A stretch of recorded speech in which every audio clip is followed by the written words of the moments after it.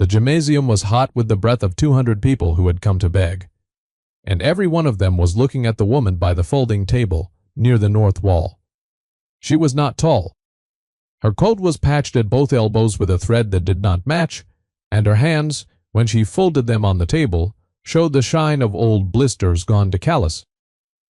Outside, the ice storm had shut the roads for the fourth day running, and the power had been out across the whole of the county since Tuesday, and the great refrigerated warehouses that fed the grocery chains had gone dark and warm, and the eggs in them had spoiled by the pallet. But here, in this cold room lit by a rope of gasoline lanterns, there was a woman who had eggs, thousands of them, and a man in a good wool coat stood at the front with a checkbook already open. And he was smiling the smile of a man who believes the ending has been written in his favor, and everyone waited to hear what the woman would say. She let the silence run long. She had learned the worth of a silence, and though not a soul in that room would have believed it 2 years before, the truth was that the verdict on Marguerite Vance had already been handed down, long ago, by a half-frozen bird she had pulled out of a pond with her own 2 hands, and the rest of it was only the world catching up to what the water already knew. Rewind, then, to a raw morning in late March, 2 winters gone. Marguerite came to the valley alone, which is the first thing anyone remembers about her, because a woman alone was a thing the town of Holloway did not quite know where to file. She was 41 years old, and had spent 19 of those years keeping the books for a farm supply cooperative 3 states east, and when the cooperative was bought and gutted and her desk carried out to the parking lot, she had taken the whole of her severance and her savings, $86,000. And she had bought the one thing in the valley nobody else would touch. The old Pruitt place, 40 acres of low soggy ground that flooded every spring and grew nothing a man could sell, wrapped around a shallow spring-fed pond, the color of weak tea. It came with a leaning barn, a house that leaned the other way as if to disagree with it, and a flock of geese. Not a fine flock. A ragged, ill-tempered, mud-colored flock of some forgotten heritage breed, 63 birds all told, that the bank had listed on the inventory sheet as livestock, negligible value. She paid $71,000 for the land and the buildings and the birds together, which left her $15,000 to live on and to lose, and every practical soul in 3 counties agreed she had thrown her whole life into a hole in the ground and pulled the dirt in after her. The man in the good wool coat was there from the very first week, though he did not wear that particular coat yet. His name was Delvin Roach, and he was the acquisitions agent for Cardinal Vale Provisions, a consortium that owned 4 vast layer operations along the interstate, each of them a windowless steel building holding 120,000 caged hens, each building humming day and night like a thing that could not sleep. Cardinal Vale had been quietly buying up the small holdings along the creek bottom for 2 years, meaning to drain the whole watershed and put up a 5th building. The Pruitt place, with its spring and its low ground, sat square in the middle of the parcel they wanted, and so Delvin Roach came to Marguerite's crooked porch with a leather folder and a warmth in his voice as smooth as buttered bread. He offered her $74,000 to walk away, which was $3,000 more than she had paid, and he called it a kindness. He said a woman alone couldn't be expected to work ground like this. He said the geese were worthless, that the breed didn't lay well, didn't dress out heavy, that folks wanted white eggs from white leghorns and nobody in living memory had paid good money for a goose egg. He said all this leaning against her porch rail with his ankles crossed, and Marguerite listened to the whole of it with her hands in her coat pockets, and then she said, quiet as a closing door, I believe I'll keep them a while. Roach smiled, because he was a patient man, and he had seen the ground beat harder people than her, and he left his card wedged in the doorframe where the wind took it that same night. The town's verdict came at the feed store the following Saturday. Marguerite went in for cracked corn and layer pellets, doing the arithmetic in her head the way she always did, and the arithmetic that spring was a grim little sum that ran the same every night before she slept.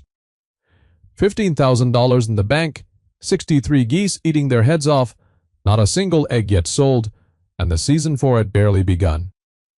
Divide the money by the months, and you got a countdown?" And the countdown said she had perhaps 14 months before the sum reached zero, and the bank took back what it had so gladly sold. At the feed store, the men by the stove looked her over, and one of them, a big red-faced dairyman named Orrin Kessler, who owned the best-drained 160 acres on the ridge and was not shy about mentioning it, laughed out loud when the clerk told him what she'd bought. "Priet's swamp, and Priet's swamp chickens," Orrin said, loud enough for the whole store.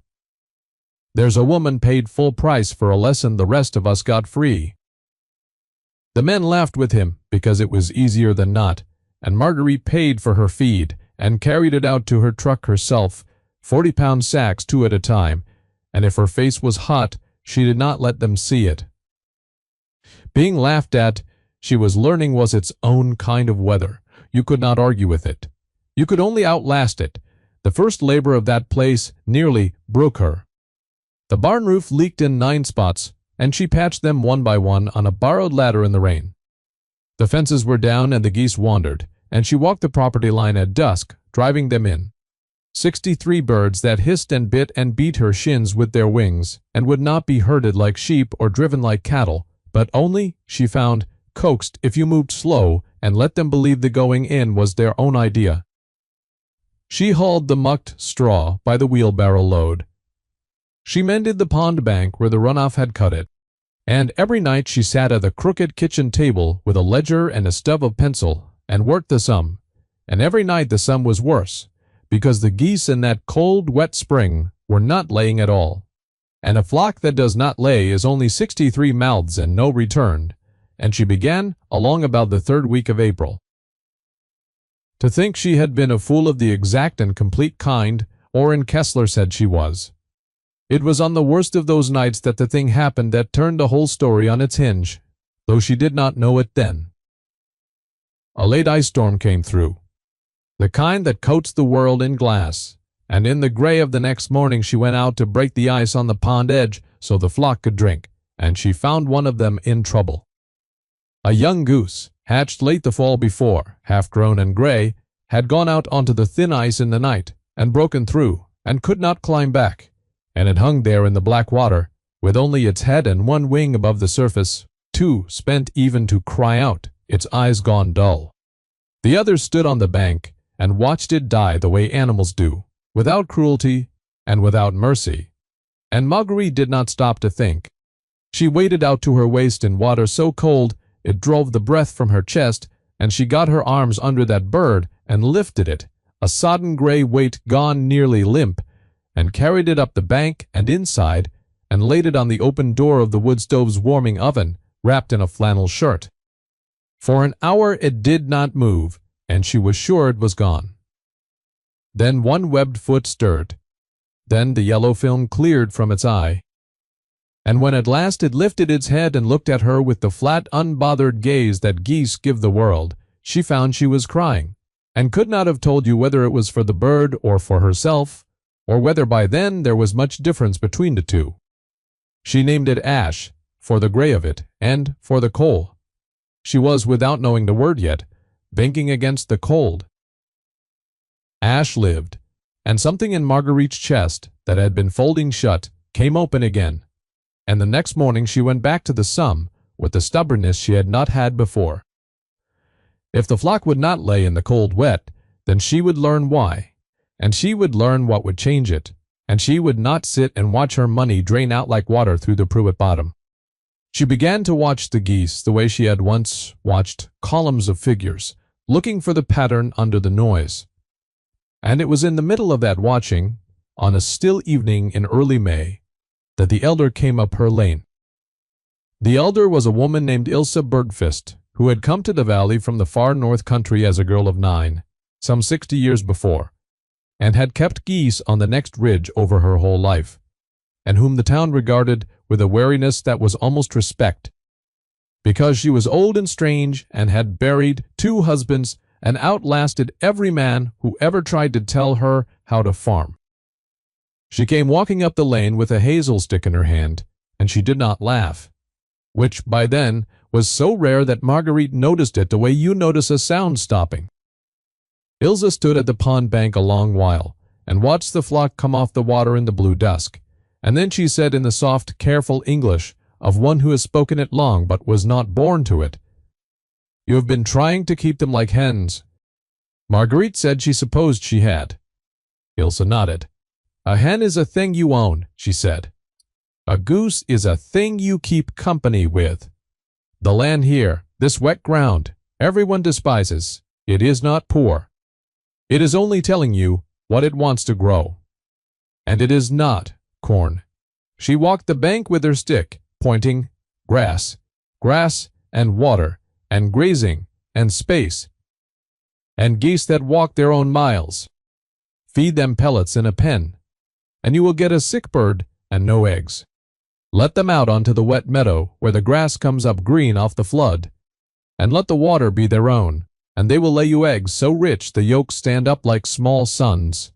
She turned and fixed Marguerite with a pale eye. "The land remembers what the farmer is always forgetting, but it will not shout it at you, it only whispers. So you must go quiet enough to hear." She left the aphorism sitting in the dusk, and she left one more thing besides. A practical key that changed the whole shape of the problem. She told Marguerite the breed she owned by its old name, a heavy grazing goose, brought over by settlers from Ilse's own home country 150 years before, and near lost now prized in the old world, not for meat, but for eggs, of a size and richness no chicken could match. Eggs that pastry cooks and bakers had once paid dearly for, and would again if any of them knew such a thing still existed. "You did not buy swamp chickens," Ilse said at the gate, and something almost like a smile moved in the deep lines of her face. "You bought your grandmother's flock, and nobody in that town is old enough to know what they were looking at." Then she went off down the lane in the dark, tapping her stick, and Marguerite stood a long time at the gate turning the whole world over in her mind. She stopped fighting the ground after that. She took down the pen fence entirely and let the flock have the run of the wet meadow, and she stopped pouring money into pellets and let them graze the green flush of grass that came up thick off the spring flood, grass that grew nowhere else in the valley precisely because nowhere else in the valley flooded the way the despised Pruitt bottom did. She moved slow among them and learned them one from another until she knew every bird by its walk and its voice, the 63 of them, an ash chief among them now grown into a great gray gander of uncommon calm, who would come at her low whistle and stand by her boot while she worked. And the land given leave to do what its nature intended began quietly to answer. In the second week of that experiment, she found the first egg, huge and pale and warm, in a nest of pressed grass by the water, and she held it in both hands like it was made of something more than shell. By the end of May, she was gathering a dozen a day. By June, 3 dozen, and each one, when she cracked it into the pan, showed a yolk the deep orange of a sunset, standing tall and proud, the way Ilse had said. She told no one. This was the coal she banked, low and covered, giving off no smoke to draw the eye. She went on being pitied. When she passed Orrin Kessler on the road, he still grinned and shook his head, and she let him, because a secret kept is worth more than a secret spent, and the arithmetic in her ledger had begun for the first time to turn the other way. Around this time a boy took to appearing at her fence line. His name was Tobias Renner, and he was 10 years old, and the son of a family down the creek that had more mouths than money, and he never said much. He would just be there, watching. And after a while he was inside the fence, and after a while longer he was helping, gathering eggs into a basket, with a care beyond his years. And it was Tobias who gave the geese their names, all 63, working them out over weeks by the marks and the temperaments only a watchful child would trouble to see. "That one's Duchess, 'cause she thinks she owns the pond," he'd say, dead serious. "And that one's Trouble. And you know why? He never once said the flock was worthless." He looked at what Marguerite was building, and he saw, with the clean, uncorrupted sight of a child, that it made sense, and on the long, lonely days, his small, steady presence was worth more to her than she could have told him. The first true vindication came from outside the valley, as such things do, because the valley itself was too busy laughing to look. In July, a man drove up her lane in a van with the name of a city restaurant painted on the door, sent by a rumor of a rumor, a chef named Aurelio, who had heard from a supplier who had heard from a farmer's market vendor that there was a woman out past Holloway with goose eggs, the like of which had not been seen in the country in 50 years. He cracked one open right there on her tailgate, and looked at the yolk standing up in the pan, and went very quiet, the way a man goes quiet in a church. "Do you know what these are worth?" he said, and it was not a question. He bought every egg she had that day, and every egg she could produce for a month. Besides, had he paid her $4 an egg, a price so far past the 80 cents a chicken egg fetched that Marguerite had to sit down on the tailgate herself. Being right, she thought, watching his van dwindle down the lane with her eggs packed, careful in straw, was its own kind of reply. She did not need to say a word to Orrin Kessler or to Delvin Roach. The land had said it for her.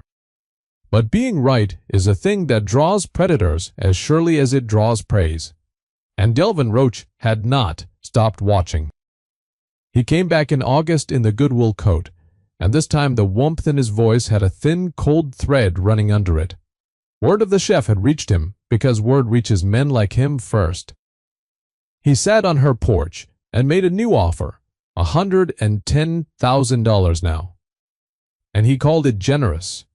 And when she declined it, plainly he made a third within the fortnight, $140. And behind the number this time came the shape of a threat, spoken the way such men speak threats, wrapped in concern. He mentioned that the county was reviewing water rights along the creek. Clacks? He mentioned that a spring-fed pond drawing down the shared aquifer might come under scrutiny, that a woman alone might find the permits difficult, the lawyers expensive. He mentioned that Cardinal Vale had friends on the zoning board. He said all of it smiling, and Marguerite listened to all of it with her hands in her pockets, and when he was finished she said only, "I believe I'll keep them a while yet." The same words as the first day. And she watched the smile tighten on his face like a knot pulled hard. The pressure came in 3 tightening waves after that, the way such pressure does. First the rumor seeded through the valley by mouths that owed Cardinal Vale money, that Marguerite's eggs were unsafe, that geese carried disease, that the health department would be shutting her down. Then the civic squeeze, a certified letter from the county questioning her water use and demanding a survey she could ill afford. A letter she came to understand had been prompted by a complaint filed by a shell company, whose address, when she dug for it with the patience of a woman who had kept books for 19 years, traced back through 3 cutouts to Cardinal Vale provisions.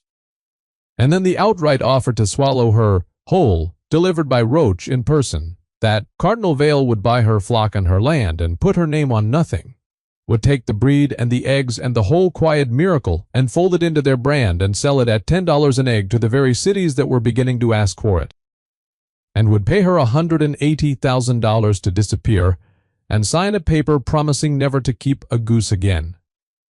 It was, by any cold arithmetic, more money than she had ever imagined holding.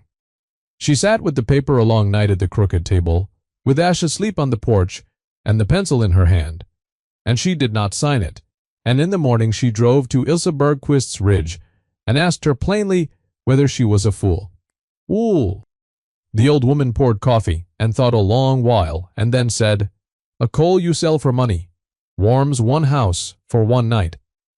A coal you keep and tend and share, it can light a whole valley, but only if the valley ever gets cold enough to need it." She looked out the window at the dry August sky, cloudless and hard. "And it will," she said. "The ground is thirsty. I can feel it in my knees. And it always comes, the cold or the drought or the storm. The only question is, who has kept a coal? What came was not drought. What came that following winter was the ice. It began the week before the reckoning, a storm out of the northwest that laid an inch of glass over every road, and wire and branch in 3 counties, and then another storm on its heels, and then the deep cold behind them both, and the power lines came down under the weight of the ice one after another until the whole grid went dark, and in the dark the great steel buildings of Cardinal Vale Provisions, 4 of them, each holding 120,000 caged hens, went silent because a caged layer operation is a machine, and a machine without power is a tomb. The heaters failed, the automatic feeders stopped. The ventilation fans that those hundreds of thousands of birds depended on for the very air stood still, and within 2 days the losses were catastrophic beyond anything Roach's consortium had planned for, and the eggs already laid, stored in vast refrigerated rooms, warmed and turned and spoiled by the tens of thousands of dozens. The grocery chains of 3 counties emptied of eggs in a day and did not refill, because the roads were glass and the warehouses were dark, and every industrial flock for 100 miles was dying in the cold. But out on the despised Proet Bottom, the geese did not so much as ruffle. They were a heavy northern breed bred for a hard country, and they had walked their own miles all their lives, and the cold that killed the caged hens by the 100,000 was only weather to them.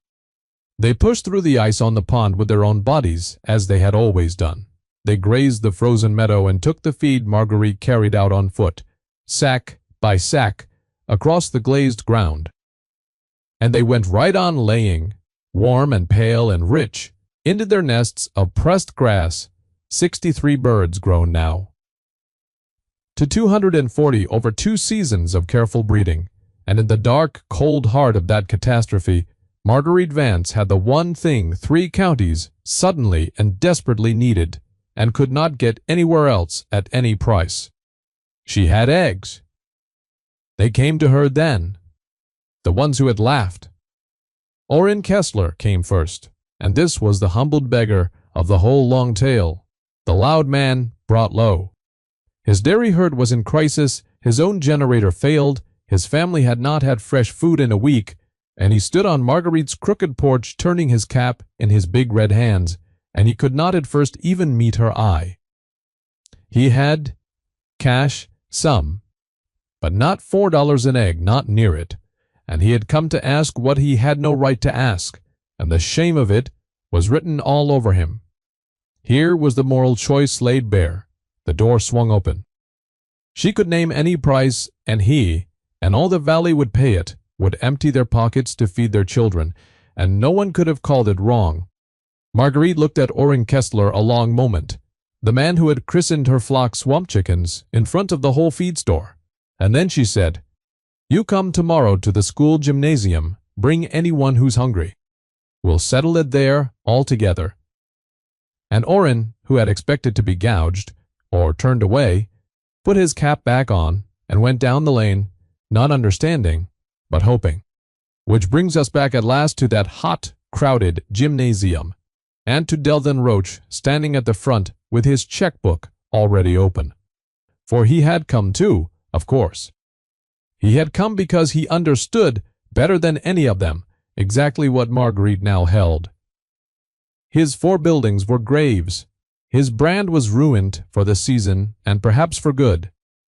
And the only living flock of laying birds in 3 counties, the only source of eggs for these 200 hungry people, belonged to the woman he had tried 3 times to buy and once to break. So he had come to buy her out at the moment of her greatest leverage and his greatest need, and he stood before the crowd and made his play in that buttered voice offering. He announced grandly to purchase Marguerite Vance's entire egg production for the duration of the emergency and distribute it to the community at a fair price. Through the trusted brand of Cardinal Vale Provisions, and all the frightened, hungry people turned to look at him with the beginning of relief, because he was a man in a good coat who sounded like he was in charge. And it was there that Delvin Roach undid himself with his own tongue, the way such men always do. Puffed with the crowd's attention, he pressed his advantage and turned to Marguerite and said warmly that he was prepared to buy her whole current stock, on the spot, all 4,200 eggs of it, at $1 apiece, cash today. And in the sudden hush, Marguerite let a small silence fall, and then she said, mild as milk. Now that's a strange thing, Mr. Roach. She looked out at the crowd. I counted my stock myself at 5 o'clock this morning by lantern light. 4,211. I never told a living soul the number. She let that sit. So how is it you know within 11 eggs what I've got in my barn, unless you've had a man out watching my property in the dark? The color went out of Roach's face all at once, because there was no answer that was not a confession. And the crowd began, low at first and then rising, to murmur, and every eye in that room turned from the man in the good wool coat to the woman in the patched one. And the whole weight of the thing shifted in an instant, the way weight does after long balance. Then Marguerite stood and she spoke to the room, not to Roach, and she said what she had driven home the night before, knowing she would say. She would not sell her eggs to Cardinal Vale for $1 or $10 or any price, not one egg, because Cardinal Vale would turn a valley's hunger into a season's profit, and she had no stomach for it. But neither, she said, would she gouge her neighbors, the ones who had laughed and the ones who had not, all the same now in their need. She would give the eggs to any family in that room that wanted them, as many as they had children to feed, and she asked in return only this, that able hands come out to the Pruett bottom in the mornings and help her carry feed and mend fence and keep the flock through the ice. Because 240 geese were more than one woman could tend alone in a hard winter. And she was, she said, with the ghost of a smile, still only a woman alone. I'm not charging you for the eggs, she said. The eggs, the land. Made the land don't send a bill. I'm only asking you to help me keep the flock that makes them, and that seems to me a fair enough trade among neighbors. The reversal came all at once, and it came in silence before it came in sound. Orrin Kessler was the first to move. He stepped up from the crowd, and he took off his cap, and he held it against his chest, and in a voice gone rough, he said, loud enough for all of them, I called your birds swamp chickens in front of every man in Halloway. And your swamp chickens are the only thing in this county keeping my children fed. I was a fool, ma'am, and I'll be at your fence tomorrow at first light, and every day after that you'll have me. Then he turned to the crowd, and there was nothing in his face but plain shame turned to plain resolve. And one by one, all through that gymnasium, the men took off their hats. Delvin Roach stood forgotten at the front, with his checkbook open to a page nobody would ever let him fill. And after a moment he closed it and gathered his good coat around him and walked out into the ice alone.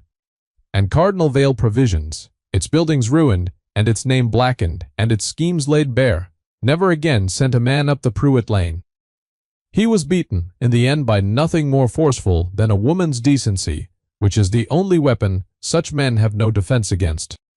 The ice broke in the second week, as ice does, and the thaw came, and the water ran off the Pruett bottom into the pond, and the pond ran clear, and the grass, when spring came around again, flushed up green off the flood thicker than ever, and the valley did not forget. All that hard winter, the hands came out at first light, Orrin, Kessler, and a dozen others, and they mended the fence and carried the feed, and learned, some of them, to move slow among the great gray birds, and to hear what the wet ground had been trying to tell them all along. The flock grew. Water ran up and down the interstate that the only heritage goose-egg operation in the region, the one that had fed 3 counties through the ice while the caged giants died in the dark, was taking on more birds and more ground, and the chefs came in a steady stream now, and the price held.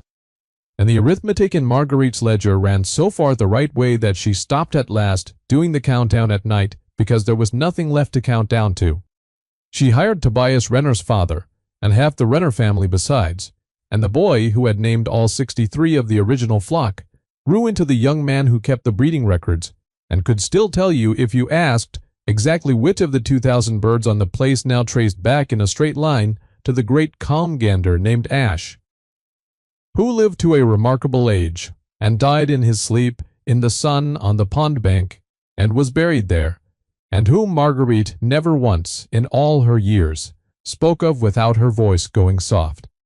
Ilsa Bergfist came up the lane one last spring evening, older and slower, tapping her hazel stick, and she stood at the pond and watched the flock come off the water in the blue dusk, hundreds of them now, and she watched the neighbors working easy among them. And she watched a woman who had come to the valley alone and unwanted, move through the middle of it all as its plain, unquestioned center. She did not say much. She never did.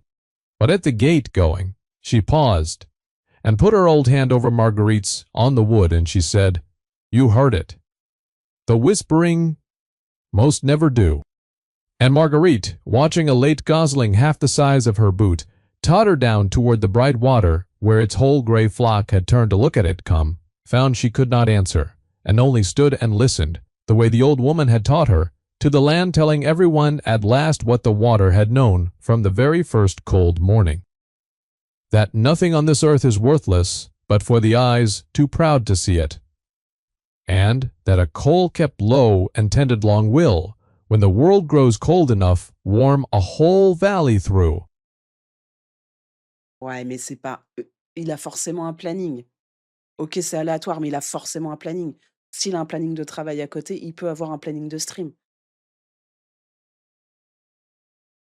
Ne serait-ce que pour avoir un viewer maintenant par rapport à il y a 10 ans, c'est dur. Ouais, après je sais pas, j'étais pas là il y a 10 ans, mais bien sûr que c'est plus compliqué et ça s'est ultra développé Twitch. Il y a énormément de monde, donc forcément il faut charbonner 2 fois plus. Bonjour Big Brother, c'est un milieu très concurrentiel avec une grande affluence de nouveaux streamers et de streameuses. Voilà, c'est exactement ce que j'étais en train de dire.